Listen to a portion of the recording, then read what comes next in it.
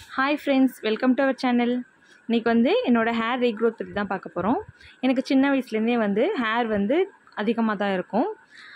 அதுக்காக வந்து நிறைய விஷயம் வந்து எனக்கு வந்து பழக்கப்படுத்தியிருக்காங்க. சின்ன வயசுலேருந்தே நான் வந்து ஃபாலோ பண்ணிகிட்டு இருந்தேன். ஹேர் ஆயில் வந்து நாங்கள் கடையில் விற்கிற ஹேர் ஆயிலெலாம் யூஸ் பண்ண மாட்டோம். வீட்டில் ரெடி பண்ணுற ஹேர் ஆயில் தான் வந்து நாங்கள் யூஸ் பண்ணிகிட்ருப்பேன். அதே மாதிரி வீக்லி ஒன்ஸ் வந்து ஹேர் பேக் போடுவோம். அதுக்கப்புறம் வந்து ஷாம்பு யூஸ் பண்ண மாட்டேன். சீகக்காய் வந்து கடையில் வாங்கி தான் யூஸ் பண்ணுவேன். ஆனால் அந்த கஞ்சி போட்டு யூஸ் பண்ணுவோம் இல்லையா, அந்த மாதிரி தான் வந்து யூஸ் பண்ணுவோம். விவரம் தெரிகிற வரைக்கும் சீகக்காய் தான் யூஸ் பண்ணுவேன். அதனால் ஹேர் வந்து நல்லாவே வந்து அதிகமாக இருக்கும்.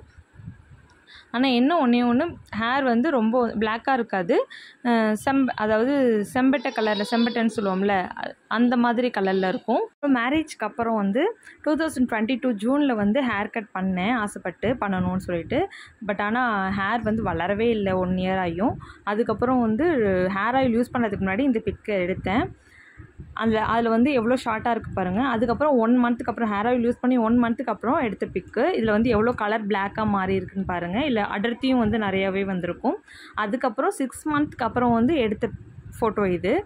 இந்த ஃபோட்டோவில் வந்து தெரியும் உங்களுக்கு எவ்வளோ வந்து 6 மாதத்தில் வந்து எவ்வளோ வந்து ஹேர் வந்து நல்லா வளர்ந்துருக்கு அப்படின்றது வந்து நீங்களே பாருங்கள். இதுக்கப்புறம் வந்து ஒரு பிக் வந்து நான் ஆட் பண்ணலை. நான் next video hair care tips போடும்போது நான் ஆட் பண்ணுறேன்.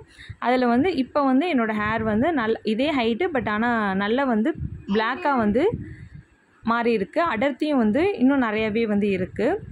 இந்த மாதிரி தான் வந்து எனக்கு வந்து ஹேர் வந்து ரீக்ரோத் ஆணுச்சு. ஹேர் கட் பண்ணதுக்கப்புறம் எனக்கு வளராமல் நான் இந்த மாதிரி ஆயில் யூஸ் பண்ணதுக்கப்புறம் எனக்கு வந்து ஹேர் க்ரோத் வந்து வளர ஆரம்பிச்சது. இது வந்து நான் வீட்லேயே ரெடி பண்ணி தான் நான் யூஸ் பண்ணிகிட்ருக்கேன்.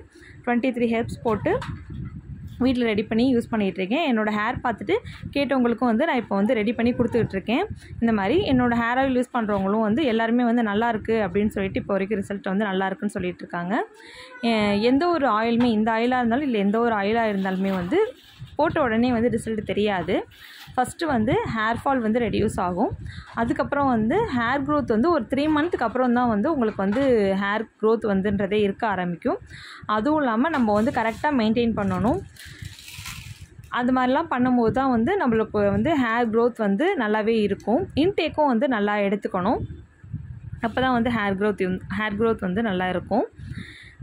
இந்த வாட்டி வந்து நான் வந்து ஹேர் பேக் எதுவுமே போடலை. வெறுமனே இந்த ஹேர் ஆயில் மட்டும்தான் நான் யூஸ் பண்ணேன். ஆனால் அது எப்படி யூஸ் பண்ணேன் அப்படின்றது வந்து நான் ஹேர் கேர் டிப்ஸ் சொல்லும் போது வந்து நான் சொல்கிறேன். Hair oil, hair bag use பண்ணுறது மட்டும் இல்லாமல் நம்ம ஹேர் க்ரோத்துக்கு வந்து இன்டேக்கும் வந்து நல்லா எடுத்துக்கணும். நம்மளுக்கு ஈஸியாக கிடைக்கக்கூடிய கருவேப்பிலை, அப்புறம் ஆம்லா, இந்த பாதாம், இந்த மாதிரி வந்து இன்டேக்கும் வந்து கோகோனட் எடுத்துக்கலாம். இந்த மாதிரி வந்து இன்டேக்கும் வந்து நல்லா எடுத்துக்கணும். அது மாதிரி எடுக்கும்போது வந்து ஹேர் க்ரோத் வந்து எல்லாருக்குமே வந்து ஹேர் க்ரோத் வந்து கண்டிப்பாக இருக்கும்.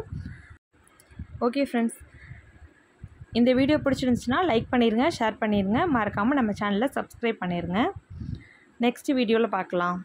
பாய்.